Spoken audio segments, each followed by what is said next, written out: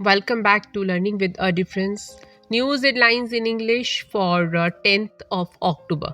And first of all, national news. Israel Hamas war will impact oil prices, economy, industry body officials. Not a penny has come from China, NewsClick founder told Delhi High Court. Assemblies in five poll bound states met for less than 30 days, a year study. Army chief visited flood affected areas in Sikkim. BJP announced 57 names for Madhya Pradesh polls in fourth candidate list. 10 tiger deaths in Tamil Nadu in 2 months due to natural causes report. Center to notify shortly on Manipur High Court Chief Justice appointment. Tamil Nadu Assembly passed resolution against Karnataka over Kaveri water. And now some international news. Qatar negotiating hostage prisoner swap between Israel Hamas, a report said.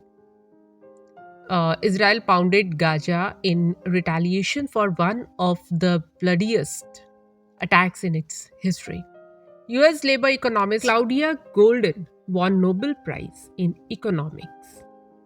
No electricity, no food, no water. Israel ordered complete siege on Gaza. Imran Khan to be indicted in cipher case on October 17, Pak Court. There will be collateral damage, ex-Israel PM's warning to Hamas. China's rich interests total strangers to sneak cash out of the country. Now some sports news. First time since 1983, Rohit Sharma Ishan Kishan achieved unwanted Cricket World Cup record. The India contingent won a total of 107 medals at the Asian Games 2023. Shubman Gill reportedly down with dengue fever is set to miss the team's second Cricket World Cup 2023 match against Afghanistan. BCCI confirmed. Business related news. Sensex Nifty fall the most in over a week. FPIS stayed net sellers. JP Morgan told its 200 staff in Israel to work from home.